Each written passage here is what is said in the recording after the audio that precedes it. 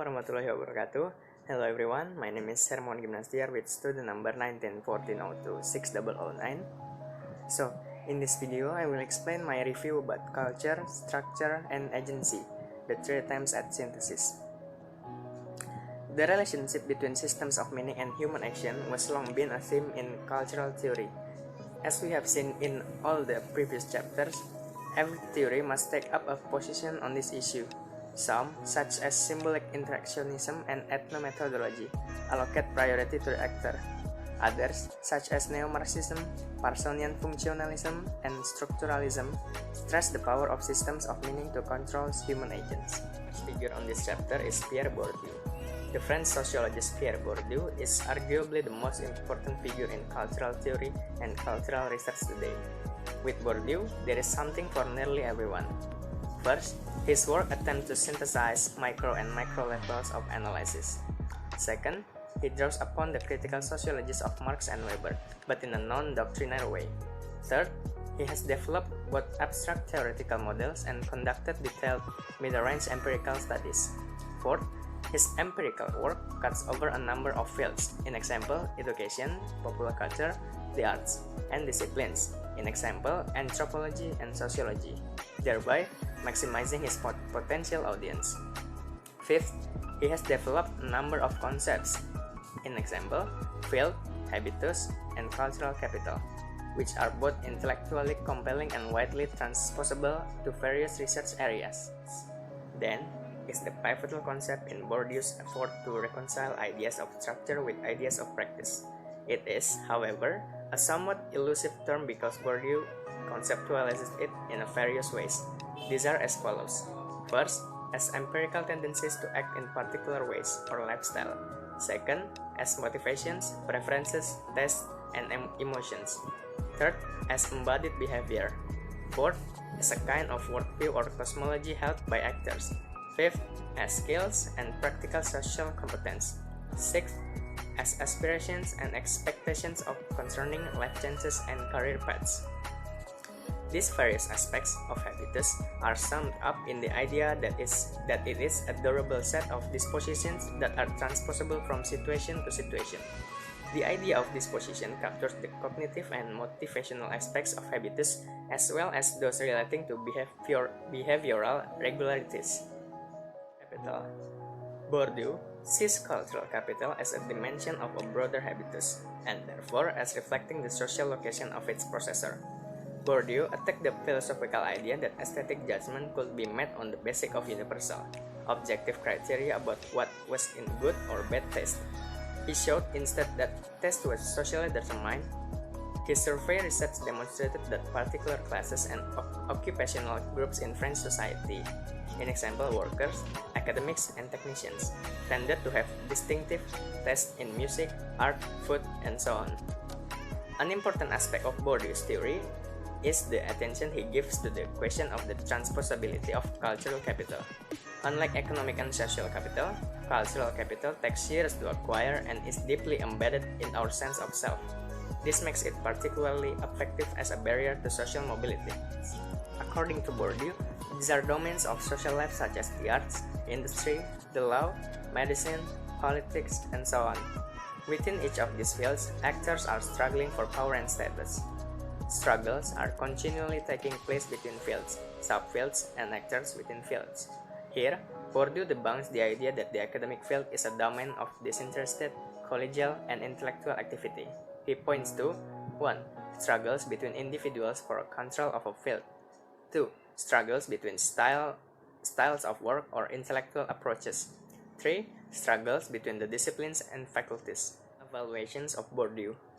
Bourdieu's supporters suggest that his work offers one of the best models of culture that we currently have available for social science research. Certainly, a case can be made that his work addresses a number of key themes in contemporary theoretical debate. First, ideas about cultural capital and habitus provide exciting insight into the form and structure of culture.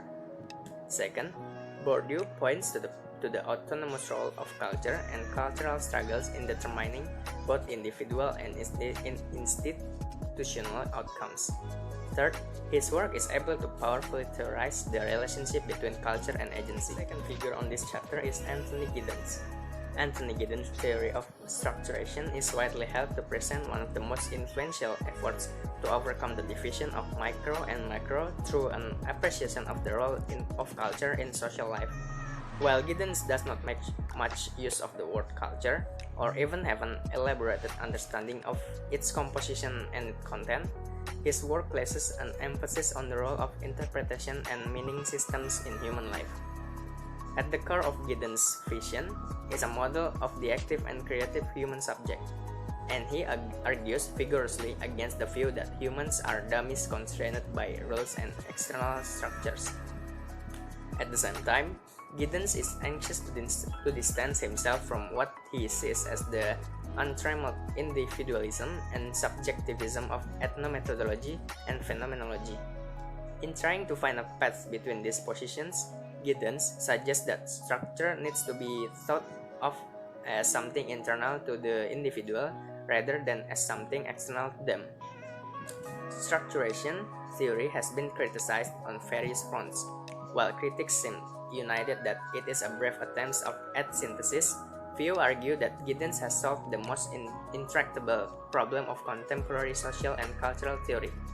The most common complaints are first, the theory is too voluntaristic and idealistic. Second, as Sewell points out, he fails to adequately differentiate cultural and material. And third, his definition of structure is unconventional. Third figure is Norbert Elias. Like Bourdieu and Giddens, Norbert Elias sees the self as a key tool for theorizing agency in cultural theory. His approach is historical and traces the way that the modern self has developed over the centuries.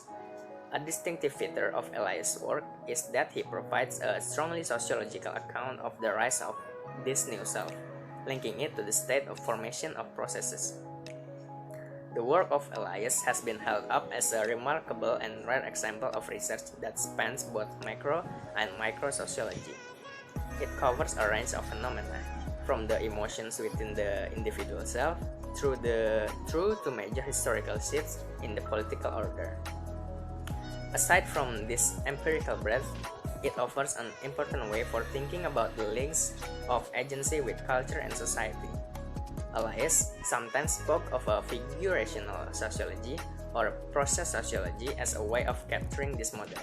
He suggested that most social theories and concepts led to an ossified, static, and rein vision of society, whilst his approach highlights permanent change, concrete reciprocal interrelationships, and the need for empirical data. Empirical work influenced by Bourdieu, Giddens, and Elias. While Bourdieu's theoretical work has yet to be wholeheartedly embraced, there can be little doubt that he has been the most successful of the three theories in sparking mid-range empirical inquiries into culture and society. Although research influenced by Bourdieu is diverse, it might be thought of as falling into the following camps. Number 1. Studies of cultural consumption. For the most part, findings in this area confirm the general thrust of Bourdieu's thinking. Number 2. Studies of habitus. This area tends to be dominated by ethnographers, especially those influenced by symbolic interactionism who are searching for newer. Number 3. Studies of wills. The focus here tends to be on struggles for the legitimacy or particular forms of culture and cultural capital within institutional or political settings. While Elias' reputation has grown since the 1960s, the volume of work influenced by his theories remains far below that of Bourdieu. Nevertheless, his work has exerted an influence in two main areas, especially in Europe. In the field of comparative and historical research, more culturally minded scholars have drawn upon Elias' interest in long-term change. In general, historians have made the running here, with sociologists lagging some way behind the appreciation of his work. Giddens' influence has also been mixed. Although he is regarded by many as a figurehead for the discipline, especially in Britain, his ideas seem to have generated more abstract theoretical debate than empirical applications. Giddens' work on identity has also attracted some interest among sociologists, but for the most part has been bypassed in favor of postmodern and post-structural approaches, especially in the area of cultural studies. I learned is the theory and work from the three figures I mentioned before all have the same importance, although some people might criticize and complain about the theory itself. That is all from me about the review of chapter 8. Thank you for the attention and thank you for watching this video till the end. Assalamualaikum warahmatullahi wabarakatuh.